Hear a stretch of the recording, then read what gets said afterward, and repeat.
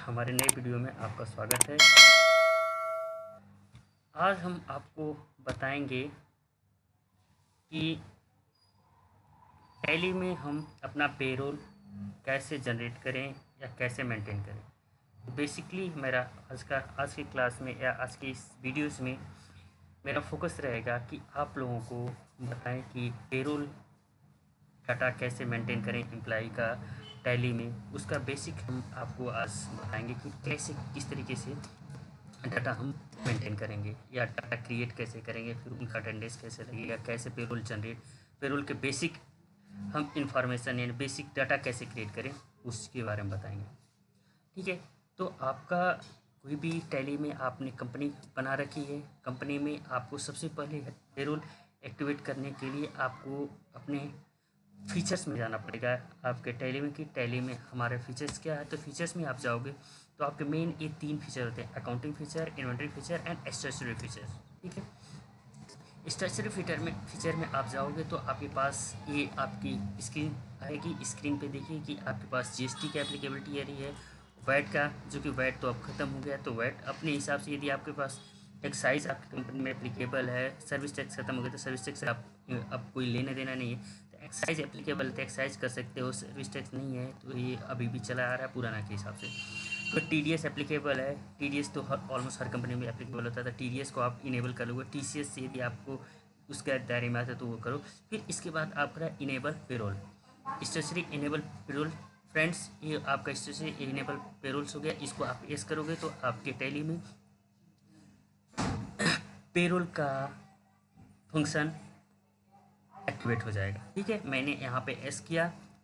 Okay, यहाँ पे हम अपनी कंपनी का पैन नंबर और यदि मेरी कंपनी है तो उसका सीन नंबर आपको भी पता है कि कोई कंपनी के केस में यदि आपका प्रोप्राइटरशिप फॉर्म है तो उस केस में सीन नंबर की ज़रूरत नहीं होती, लेकिन पैन नंबर बस किसी का होता है। ठीक है, अब यहाँ से आपने एक्टिवेट कर दिया तो आपके पास देखिए, पहले यदि आपका में डिसेबल था तो आपके पास अकाउंट इन्फो और इन्वेंटरी इन्फो आ रहे थे और इस तरीके से, तो आपके पास इन्फो में भी मास्टर क्रिएट करने के लिए आपको इन्वेंटरी इन्फो आ गया, उस तरह एंट्री करने के लिए आपके पास पेरोल का वाउचर आ गया। ठीक है, तो इस तरीके से आपका अब टैली में फीचर स्टार्ट हो गया किसका, पेरोल का। अब फर्स्ट है कि आपके पास पहले है कि पेरोल जनरेट या उसकी एंट्री मारने से पहले आपके पास क्या होना चाहिए, बेसिक इंफॉर्मेशन, बेसिक रिक्वायरमेंट कि आपके पास टैली में क्या चीज़, आपके पास डाटास, क्योंकि कभी भी आप कोई भी एंट्री करोगे तो आपके पास डाटा होना चाहिए। तो पेरोल इन्फो में आप जाओगे, डाटा यानी मास्टर क्रिएट होना चाहिए, डाटा मीन्स मास्टर। तो मास्टर क्रिएट के लिए आप पेरोल इन्फो में जाओगे। पेरोल इन्फो में देखो दोस्तों, आपको दिख रहा है पहला है employees group, employees, units of work, attendance, pay heads, salary details, income tax details and vouchers type, और लास्ट में बंद करने का। अब पहले में एम्प्लॉय ग्रुप, आपको माइंड में आएगा कि नहीं ये एम्प्लॉय ग्रुप होता क्या है।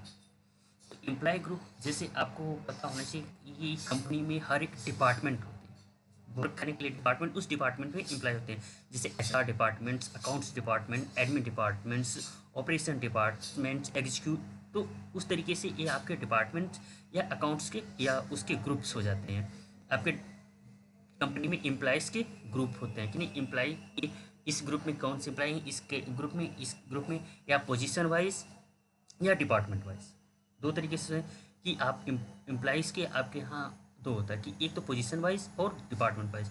तो आप ग्रुप में सब ग्रुप भी क्रिएट कर सकते हो कि नहीं, एक ग्रुप में यदि आपके पास एचआर डिपार्टमेंट है उसमें कई आपके पोस्ट हैं, यानी एचआर हेड हो गया, एचआर एग्जीक्यूटिव हो गया, और हो गया जैसे अकाउंट्स में आपका अकाउंट्स मैनेजर हो गया, जनरल मैनेजर हो गया, उसके बाद आपका अकाउंट हेड हो गया, फिर आपका अकाउंट एग्जीक्यूटिव हो गए, सीनियर एग्जीक्यूटिव हो गए। तो उस हिसाब से आपको ये group main group finance and account, उसमें फिर सब ग्रुप अब अंदर क्रिएट होते चले जाते हैं। ग्रुप में देखिए दोस्तों, आप यहाँ से क्रिएट करोगे, यदि आप अभी नई कंपनी अभी नया ऑर्गेनाइजेशन है तो आपको मल्टीपल क्रिएट करना है, तो आप यहाँ से मल्टीपल क्रिएट करके आप अपना काम मल्टीपल करें।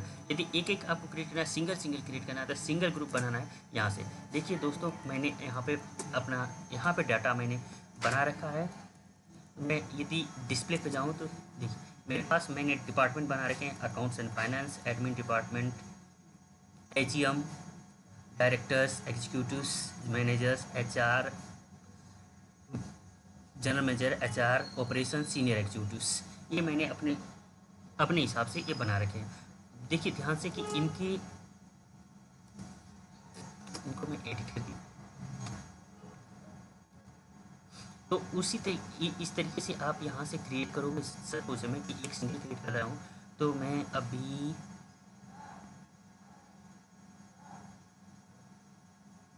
डीजीएम कोई पोस्ट है, डीजीएम मैं वो उसको क्रिएट, यहाँ से डीजीएम हमारा पोस्ट हो गया।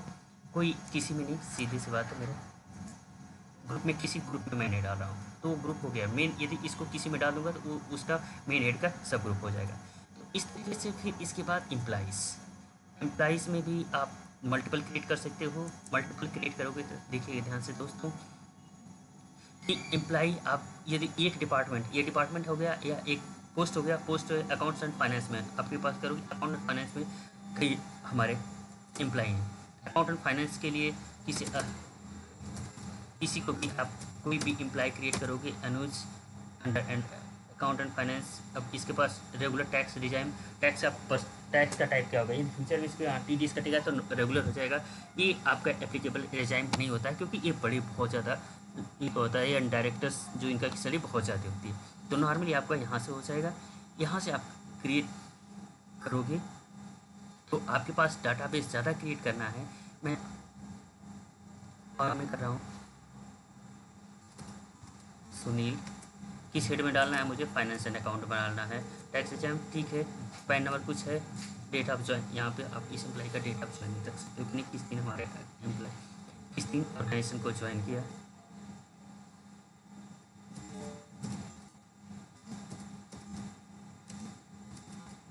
नवीन मंडल, कुछ भी डालें आप, इसको आप डाल लीजिए कोई जिस डिपार्टमेंट में है आप। एग्जीक्यूटिव है ठीक है, एग्जीक्यूटिव किसी में भी है ठीक है। आपने ये डाल लिया कि डेटा 1/12/20, 1 दिसंबर 20 को इसने अटेंड कर। इस तरीके से मैंने सेव कर दिया ठीक है। मेरे पास ये डाटा सेव हो गया। मैंने 2 ही एम्प्लाई अभी किया, 2 एम्प्लॉयों का, बाकी मेरे पास है ऑलरेडी। यदि मैं दिखाऊँ तो मेरे पास और भी एम्प्लाई, ये मेरा एम्प्लाई का मास्टर मैं दिखाऊँ आपको। इसमें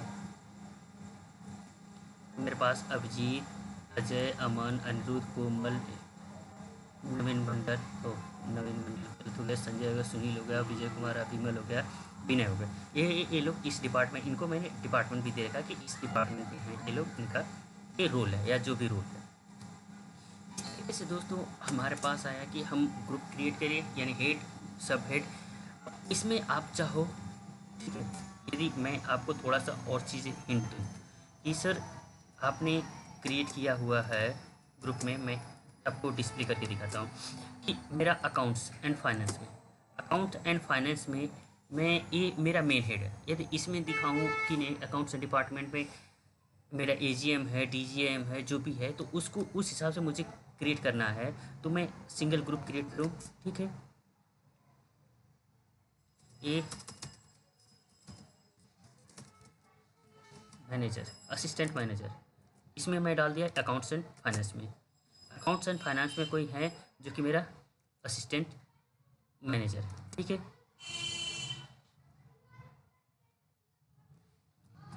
और फिल्टर में करूं कि मेरा, इसको मैं फिल्टर करता हूं,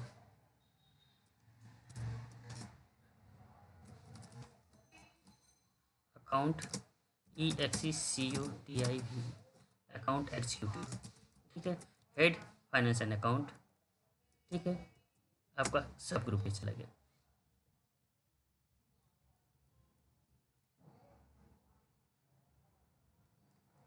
अकाउंट एग्जीक्यूटिव भी हो गया आपका, पास ये गया।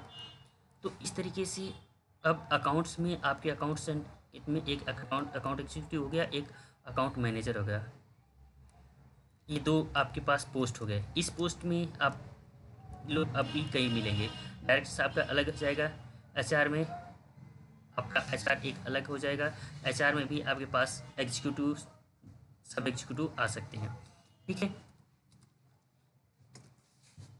अब देखिए दोस्तों, आपने एम्प्लॉय में ग्रुप, डिपार्टमेंट या पोजीशन आप क्रिएट किए, फिर इसके बाद आता है यूनिट्स, वर्क यूनिट, यानी इनको क्या आप क्या एलोकेट करोगे। बेसिकली ये है जो कि आपका होता है वो मैन्युफैक्चरिंग यूनिट में, जहाँ जिनका की कंपनी के कई प्लांट चल रहे हों, कई प्लांट चल रहे हों या कई शिफ्ट में काम होते हैं, तो उनके लिए यूनिट हम क्रिएट करना पड़ता है कि नहीं, मेरी ये यूनिट है, दूसरी यूनिट है, तीसरी यूनिट है, 3 यूनिट या 4 यूनिट या 4 जगह काम कर रहे हैं, तो उस हिसाब से हमें यूनिट क्रिएट करना पड़ता है। अभी यूनिट पे मैं नहीं जा रहा हूँ क्योंकि यूनिट मैं बनाऊँगा तो डाटा मेरा वाइड हो जाएगा, थोड़ा आप लोग को समझने में दिक्कत आने लगी। फिर अटेंडेंस, आप अटेंडेंस क्रिएट करोगे, क्रिएट करते हैं अटेंडेंस पे। ठीक है, अटेंडेंस आप 2 तरीके से पे कर सकते, क्रिएट कर सकते हो, विथ पे, विदाउट पे। ठीक है, कि अटेंडेंस आपका जो अटेंडेंस रजिस्टर में मेंटेन हो तो वो किस तरीके को कि एम्प्लॉय आप सैलरी जब कल को सैलरी का जब डेफिनेशन आप करोगे, यानी एम्प्लॉयों को सैलरी जाने दोगे, तो जो अटेंडेंस लगे कि महीने की नहीं, इसने बंदे ने कितनी इसको छुट्टियां मिली हैं या कितना कितना दिन इसे, यदि महीना 31 दिन का आता है विथ पे, इसने कितना काम किया, विदाउट पे कितना काम किया, यानी हम इस महीना पूरा महीना 31 डेज़ का है दोस्तों, तो इस एम्प्लॉई को हम पूरे 31 डेज़ में 31 डेज़ पूरा इस उसका फुल सैलरी दे रहे हैं, ये या 30 दिन का ही देंगे, एक दिन ये एबसेंट था जिसका कि हमें सैलरी नहीं मिलेगी, तो उस हिसाब से हम दो दो कैटेगरी करेंगे अटेंडेंस क्रिएट करने के लिए। ये बेसिकली अटेंडेंस का हो जाता है। ये इसमें मैं आपको दिखाऊँ एल्टर तो देखिए मैंने 2 तरीके से किया है।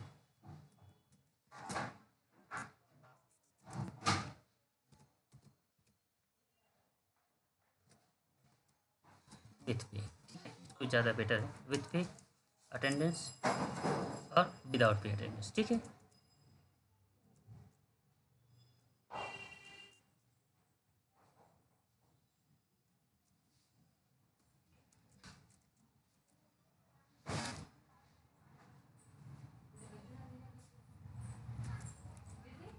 ठीक है, ये दो मैंने अटेंडेंस के 2 रजिस्टर तैयार किए कि इसमें अटेंडेंस इनकी लगेगी कि कितने दिन का इसने इसको सैलरी दी जाएगी, अटेंडेंस की कितनी, नॉन अटेंडेंस की, यानी कितनी कितनी इसकी सैलरी का पार्ट में कि 31 दिन में कितना दिन का इसको सैलरी दी जाएगी, कितना दिन का नहीं दी जाएगा, ये टोटल महीना 30 दिन का 31 दिन का हो, चाहे जैसे भी हो। अब आगे मेरे पास पे हेड्स, पे हेड्स में मतलब सैलरी सैलरी जो होता है, आप सैलरी शीट यदि आपने देखा हो तो सैलरी शीट में जो हेड्स होते हैं जैसे basic salary, DA, TRA, HRA, house rent allowance, travelling allowance, dearness allowance, आपके पास अदर अलाउंस, जो भी जितने भी आप हेड्स क्रिएट कर सकते हो। फिर उसके बाद आपके पास पे हेड्स के और भी हो जाएंगे, जैसे कि एडवांस, आपका एम्प्लॉय को एडवांस देते हुए एडवांस डिडक्शन, वो सारा सब कुछ आपको हेड्स में सैलरी के हेड्स क्रिएट कर सकते हो आप। ठीक है, अब सैलरी हेड क्रिएट करते वक्त आपको बहुत ध्यान से देखना पड़ेगा। ठीक है, कि सैलरी हेड क्रिएट करोगे, जब आप सैलरी हेड क्रिएट करोगे, सैलरी हेड क्रिएट करते वक्त आपको डिस्प्ले में थोड़ा सा दिखा दूं कि मैंने अभी 1 2 3 4 5 हेड मैंने क्रिएट किए। Basic salary, DA, house rent allowance, other allowance and travel allowance, मैंने अभी 5 ही हेड क्रिएट किए कि मेरे सैलरी के 5 पार्ट हो गए। आप लोग क्रिएट करोगे तो आप यहाँ से क्रिएट करिए। ठीक है, अब एक मैं क्रिएट करके दिखाता हूँ, आप लोग को बहुत ध्यान से देखना पड़ेगा दोस्तों, इस चीज़ की नहीं क्रिएट करने के लिए आपके माइंड में आ रहा होगा कि मैं कौन सा हेड क्रिएट करूँ, तो मैं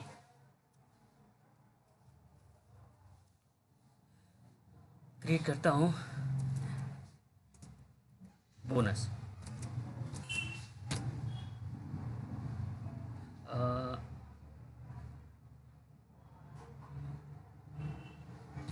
बोनस, ठीक है, मैं एक और हेड क्रिएट करता हूँ कि नहीं बोनस, बोनस मिलेगा या नहीं मिलेगा। ठीक है, ये डिपेंड करेगा ये किस में जाएगा।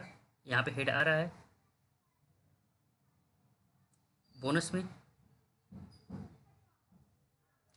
बोनस में। ठीक है, कंपनी के लिए क्या हो जाएगा, इनडायरेक्ट। अब ध्यान से देखना बेटा बच्चों कि कि इसका ये मेरा बोनस क्या होगा, कंपनी के लिए क्या होगा, डायरेक्ट या इनडायरेक्ट खर्चा। मैं कर रहा हूँ इनडायरेक्ट एक्सपेंस का बोनस हो गया मेरा हेड।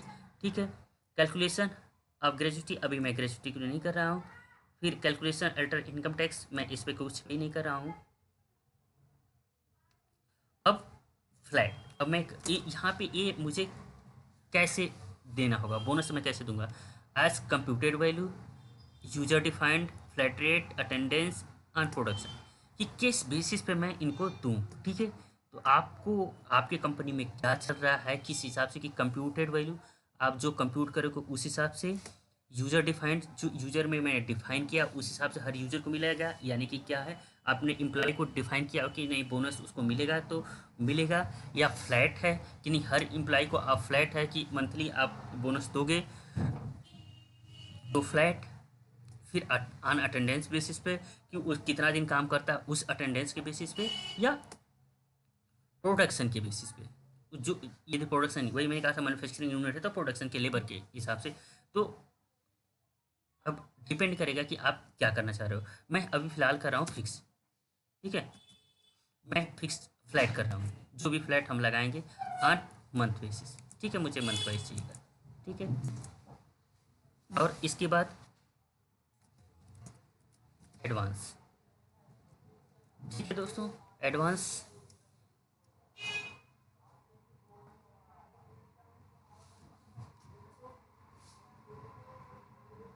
ईपीएफ, ये भी पार्ट होता है। EPF employ provident fund, earning for employ ना से deduction, other necessary contribution, employee accessory deduction. मैं ईपीएफओ में डाल रहा हूँ जो कि एम्प्लॉय का पार्ट होगा, एम्प्लॉयर का पार्ट नहीं। एम्प्लॉय से डिडक्शन होगा, एक्सेसरी डिडक्शन हो जाएगी कितना, income tax, national fund, provident fund, PF account.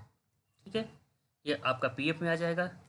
Company का एक किस में आ जाएगा, करंट लाइबिलिटीज होती है। पीएफ पे करना कंपनी का करंट लाइबिलिटी होता है with name of the display EPFO, EPFO. ठीक है, अब आ गया on current earning total, on current सब अर्निंग।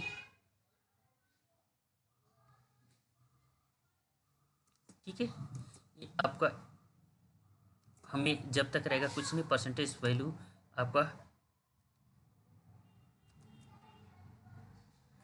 परसेंटेज आपका होगा 12। मैं 10% अभी चला है, 10% का रेट से ठीक नहीं, मेरे ये इस पर 10% कैलकुलेट करेगा ईपीएफओ। ठीक है, मैंने 2-3 हेड क्रिएट कर दिए। अब इसमें मैंने आपको क्या दिखाया कि हेड क्रिएट करते समय आपको मेरा खर्चा किस टाइप, ये मेरा किस टाइप का है, एक अंडर किस में जाएगा, मेरा डायरेक्ट खर्चा है, इनडायरेक्ट एक्सपेंस है, मेरा लाइबिलिटी है, क्या है वो चीज़ मेरे लिए इंपॉर्टेंट है। ये एम्प्लॉय का आपको ये देखना पड़ेगा कि ये मेरे पास एम्प्लॉय के लिए अर्निंग है, एम्प्लॉय का डिडक्शन है, हमारी कंपनी की लाइबिलिटी क्या चीज़ है, इनकम टाइप क्या है, फिक्स्ड है, फ्लक्चुएटिंग है, क्या करना है कुछ नहीं, नेट सैलरी पे इफेक्ट करेगा। तो इस हिसाब से कैलकुलेशन किस बेसिस पे होगी वो चीज़ है। ये हुआ आपके पास पे हेड्स, जो कि पे हेड्स मैंने अब दिखाएं तो पे हेड्स मेरे पास इतने बन गए, bonus, DA, EPFO, salary, other allowance, travelling allowance. ठीक है, बोनस भी बन गया आपके पास, बोनस और ईपीएफओ मैंने क्रिएट किया, बाकी मेरे पास क्रिएटेड है। इसके बाद हम आएंगे अपने सैलरी डिटेल पे। सैलरी हेड में हमने देख लिया सारा सब कुछ कि हमारा हेड में क्या क्या चीज़ हो रहा है, क्या चीज़ हमारे हेड्स क्या बने, सब कुछ आपने देख लिया।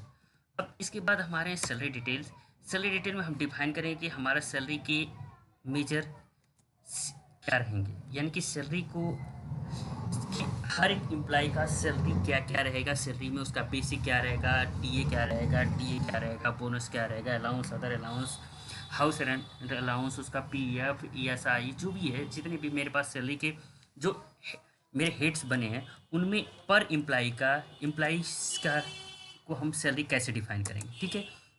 अभी जैसे दोस्तों मैं एक सैलरी किसी का मैं डिफाइन करने जा रहा हूँ। मेरे पास अमन है ऑपरेशन, इसका तो ऑलरेडी मेरे पास अपडेटेड है। अजय इसका भी अपडेटेड है, ठीक है। मैं संजय मेरा एग्जीक्यूटिव है, मैं इनका जनरेट करने जा रहा हूँ। मैं कह रहा हूँ 1/12/20 से, ठीक है। 20 से मैं इनका पेरोल जनरेट करने जा रहा हूँ। पेरोल जनरेट करने के लिए मेरे पास ये दो बस है कि नहीं, हम फ्रेश डाटा पेरोल के हेड मैं फ्रेश बनाना चाह रहा हूँ या जो कंपनी के ग्रुप में चल रहा है वही, तो मैं कर रहा हूँ कंपनी के जो ग्रुप में चला रहा है एम्प्लॉय के ग्रुप में वही मैं डाटा सारा क्रिएट करता हूँ, ठीक है। ठीक है, ठीक है दोस्तों, अब मैं कॉपी कर लिया सारा सब कुछ की डाटा मेरा,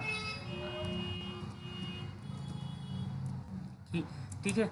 अब यहाँ पे मेरे पास बेसिक सैलरी संजय का मुझे कितनी रखनी है, तो वो मैं डेफिनेशन करता हूँ। बेसिक सैलरी में मैं सपोज कि मैं 9000 रख रहा हूँ इनकी बेसिक सैलरी संजय जी की। इसके बाद मेरे पास बोनस आया, बोनस हम कुछ डिफाइन करा, बोनस हम बाद में देंगे। इसके बाद मेरे पास डी ए अलाउंस मेरा 2500 रुपये कर, ठीक है। इसके बाद मेरा हाउस रेंट अलाउंस है, हाउस रेंट अलाउंस में 6500 करते हैं, ठीक है। आगे चल के फिर मेरे पास ट्रोलिंग अलाउंस है 1500 रुपये हम रखते हैं अपने जो भी है। इसके बाद अदर अलाउंस में मैं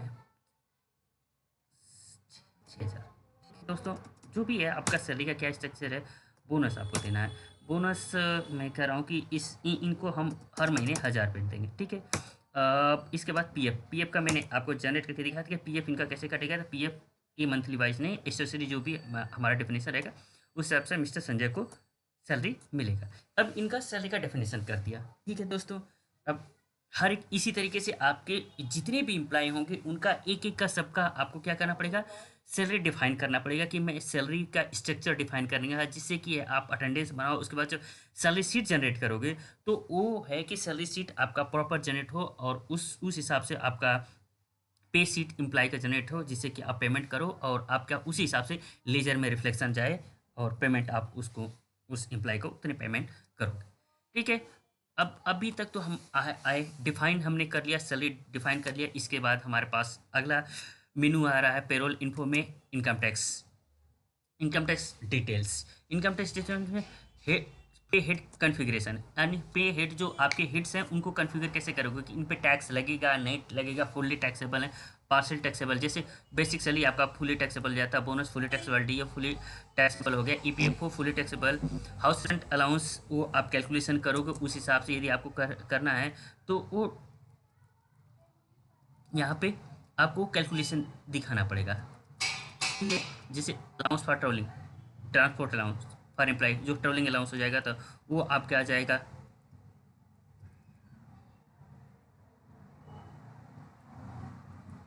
तो आपका ये हाउस रेंट अलाउंस के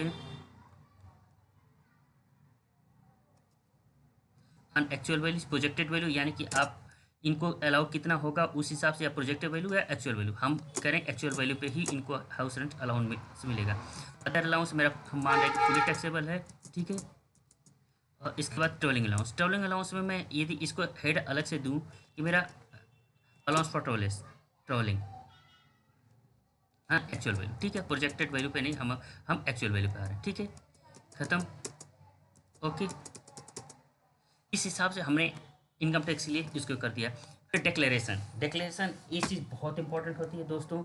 ये डिक्लेरेशन आपके माइंड में है कि सर ये डिक्लेरेशन क्या है। डिक्लेरेशन एक्चुअली में ये है कि वो एम्प्लॉई जिनकी लाइबिलिटी टीडीएस की होती है, जिनको कि आपको टीडीएस काटना पड़ता है, उनके लिए आप ईयर एंड में आप उनसे वो मांगते हो कुछ डिक्लेरेशंस।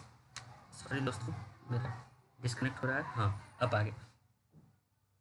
तो हमारे डिक्लेरेशन हम लेते हैं एम्प्लॉय से कि नहीं आपका आपने कितना रेंट पेड किया, एक्चुअल रेंट की पर्ची दीजिए। उसके बाद ट्रोलिंग अलाउंस असिस्टेंस हम दे रहे हैं तो उसका आप कुछ पेपर यदि एग्जाम्शन के लिए पेपर दे सकते हो। फिर ट्रांसपोर्ट अलाउंस के उसी तरह चिल्ड्रेन एजुकेशन के लिए जो आपका मिनिमम अलाउंस होता है एटीसी में, चिल्ड्रेन हॉस्टल एजुकेशन एक्सपेंडिचर हो गया। फिर मल्टीपल फिर अंडर सेक्शन 80C में वो एम्प्लॉई के लिए जो भी है आपका 80C में जो आप LIC वगैरह प्रीमियम या जो भी कर रहे हो तो वो यहाँ पे होता है। उस हिसाब से एम्प्लॉय का क्या होता है, आपका TDS की लायबिलिटी कम हो जाती है जितना भी वो खर्चा देगा। तो वहाँ यहाँ पे आपको सारे वो डिफ डालने पड़ते हैं।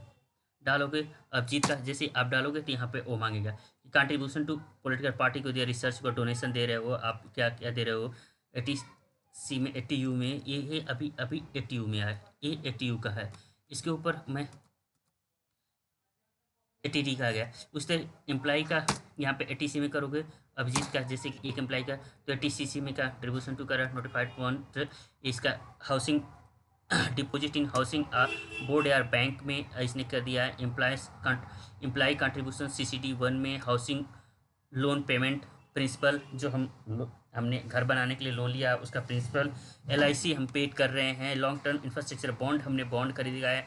NSC में हमने इन्वेस्टमेंट कर रखा है। अदर एलिजिबल इन्वेस्टमेंट है, mutual fund, other pension fund scheme, PPF हो गया जो 50,000 का अलग से मिलता है हमें।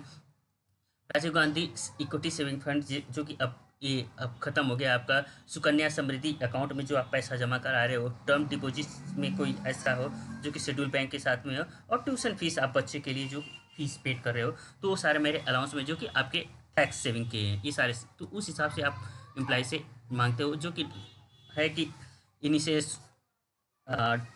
ये ऑलमोस्ट हर ऑर्गेनाइजेशन ईयर में 2 बार मांगता है। एक तो इनिशियल में यानी कि अप्रैल मई में मांगता है, फिर उसके बाद फरवरी मार्च में मांगता है जब ईयर क्लोज होते हैं उस समय भी मांगता है कि नहीं आपका लास्ट में जो लास्ट मंथ का सैलरी है उस हिसाब से आपके टैक्स के कैलकुलेशन करके उससे सेटअप किया जाए।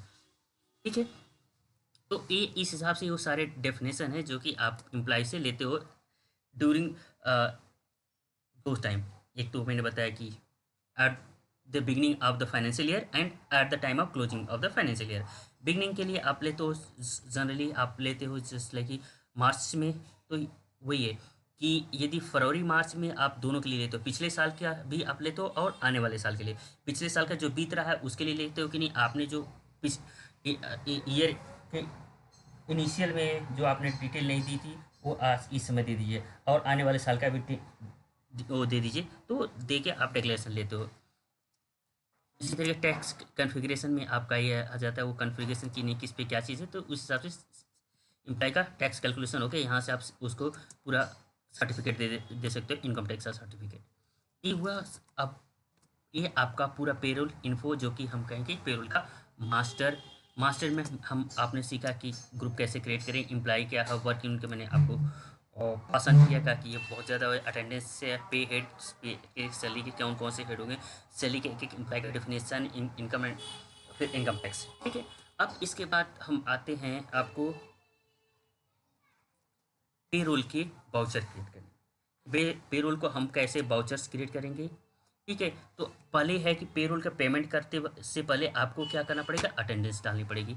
अटेंडेंस डालनी, मेरा अटेंडेंस डाला होगा तो मैं पहले दोस्तों मैं देखता हूँ कि यदि एम्प्लॉइज़ का मेरे पास डाटा डाला है अटेंडेंस, तो उसको पहले मुझे हटाना पड़ेगा अटेंडेंस, जिससे कि मैं अटेंडेंस रजिस्टर में मेरे पास 2 एंट्री आ रही है। पहले मैं इसको डिलीट करता हूँ। ओह, आपको डिलीट करने का मैंने शॉर्टकट नहीं बताया, कोई भी है आप वो है रजिस्टर से जाके ऑल्ट डी करोगे तो आपको वो डिलीट का ऑप्शन आता है, इसका दोगे आपका डिलीट हो जाएगा। ठीक है, अब मैं यहाँ पर अटेंडेंस कर रहा हूँ, पेरोल का अटेंडेंस में ही हूँ। ठीक है, अब यहाँ पे आपके पास ऑप्शन है कि आप एक एक कर करना चाह रहे हो या ऑटो अटेंडेंस ऑटो फिल करो। मैं कर रहा हूँ ऑटो अटेंडेंस फिल। किस महीने का लिए, बाउचर डेट 31 डेट का, ऑल आइटम्स, एम्प्लॉई, विथ पे, विदाउट पे, मैं कर रहा हूँ विथ पे। ठीक है, ठीक है, ये हो गया। इसका अटेंडेंस में कहें 30 दिन का, 31 दिन का, 31 दिन का, 31, 31, 29 दिन का इन्होंने, 28, 30, 31, 31, 28, इस हिसाब से आपने अटेंडेंस डाल दिया। जो महीने का पूरा इनका है दिखा रहा है कि attendance for the month of January का इनका अटेंडेंस आपने डाल दिया। तो अब सैलरी भी इस हिसाब से आपका तैयार होगी कि जिनका आपने 28 दिन का दिया उनका 28 दिन का, जिनका 29 दिन का दिया उनका 29 दिन की ही सैलरी बनेगी, उससे ज़्यादा दिन का सैलरी नहीं बनेगी। ठीक है, आपने अटेंडेंस सीट जनरेट कर दी। ये जनरेट कर दी। अब इसके बाद आपका आया पेरोल। पेरोल में वही ऑटोफिल आप करोगे कि आपको क्या सैलरी करना है। तो जिन जिन एम्प्लॉय का देखिए हमने सैलरी डिफाइन किया होगा, उस एम्प्लॉय का सैलरी ऑटोमेटिक कैलकुलेट करके दिखाएगा सिस्टम। और जिनका हमने नहीं किया होगा उनका नहीं किया। और इस देखिए अब मेरे पास नीचे कि मैंने अभी अजय अभिजीत का मेरा ऑलरेडी डिफाइन था। अजय कुमार का ऑलरेडी अजय कुमार का इनका हम बाद में बताते हैं कि इनका निगेटिव फिगर क्यों आ रही है। फिर इसके बाद अजय कुमार का आपका इस महीने के, क्योंकि इनके पीछे के थे, इनका अटेंडेंस मैंने डिलीट किया इसलिए इनका निगेटिव बैलेंस आ रहा है। ठीक है, अजय कुमार का मैंने अभी क्रिएट किया था, वो इनका है। इसके बाद मैं नीचे आ रहा हूँ इस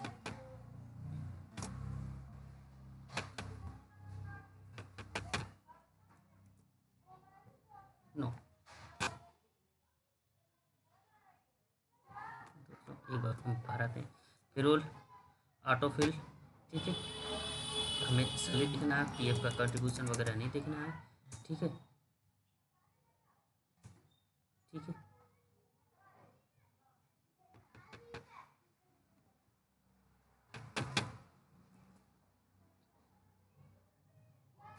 ओके। वो बोल रहा है कि कुछ एम्प्लॉयों का फिगर निगेटिव है। ठीक है, अब मैं इस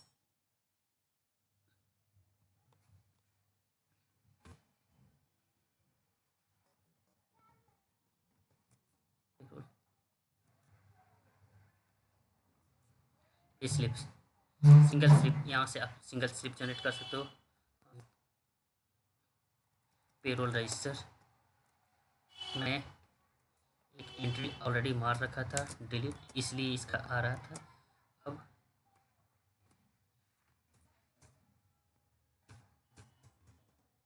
अब दोस्तों पहले क्योंकि मैंने पीछे एक एंट्री जनवरी के ही ऑलरेडी मार रखी थी, इसलिए आपको वो नेगेटिव बैलेंस आ रहा था। अब हम फिर से करते हैं।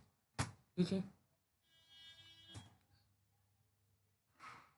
Auto payroll salary definition. अब देखिए ये इन एम्प्लॉय का अभिजीत का 30 दिन की सैलरी मैंने कैलकुलेट किया था, 30 दिन का, इसलिए 30 दिन की सैलरी आ रही है उसी हिसाब से इनका डेफिनेशन। ईपीएफ का उसके बाद इनको ईपीएफ का मैंने दिया नहीं था कि नहीं इनका ईपीएफ कटेगा, इसलिए इनका ईपीएफ कोई नहीं कट रहा है। अजय कुमार का मैंने ईपीएफ दिया था, इसलिए इनका डिडक्ट हो रहा है ईपीएफ। अमन का मैंने सैलरी का दिया था, इसलिए सैलरी डिटेल हो रही है। ठीक है, तो इस हिसाब से दोस्तों सारे एम्प्लॉयों का आपका सैलरी का डाटा क्रिएट हो गया और आप सेव करोगे। आपने दिखाया कि पूरे महीने के 1,49,738 रुपये 35 रुपये 38 पैसा आप सैलरी पेड कर रहे हो। एस करोगे, एक्सेप्ट हो गया, तब आपके पास P&L में आप आओगे। पीएल में तो आप देखोगे कि आप इनडायरेक्ट एक्सपेंस में सैलरी में आपके पास इतना पैसा आया है जो कि सारे एम्प्लॉइयों का है।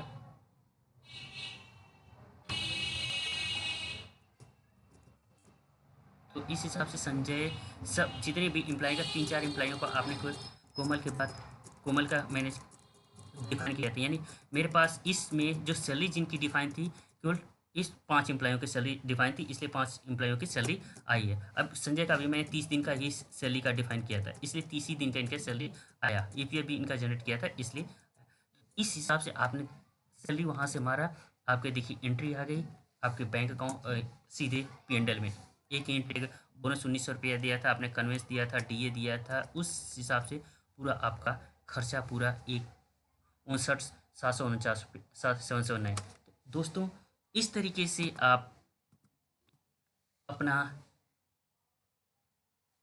पेरोल को मेंटेन और सैलरी शीट बना सकते हो एक एक एम्प्लॉय का, जो कि पेरोल आपका मॉड्यूल है इन टैली, जो कि आपको हेल्प आउट करेगा आपके ऑर्गेनाइजेशन में अपने एम्प्लॉय का डाटा मेंटेन करने के लिए और सैलरी मेंटेन करने की। अब इसमें है कि आपको अब आगे है और भी सैलरी के बारे में हम अगले नेक्स्ट वीडियोज में हम आपको दिखाएंगे। सैलरी जनरेट करने के लिए पे रोल पे सीट पूरा महीने का पूरे साल भर का या एक एक एम्प्लॉय का सैलरी सीट देना, वो हम आपको आने वाले वीडियोज़ में बताएंगे। तब तक के लिए बाय बाय।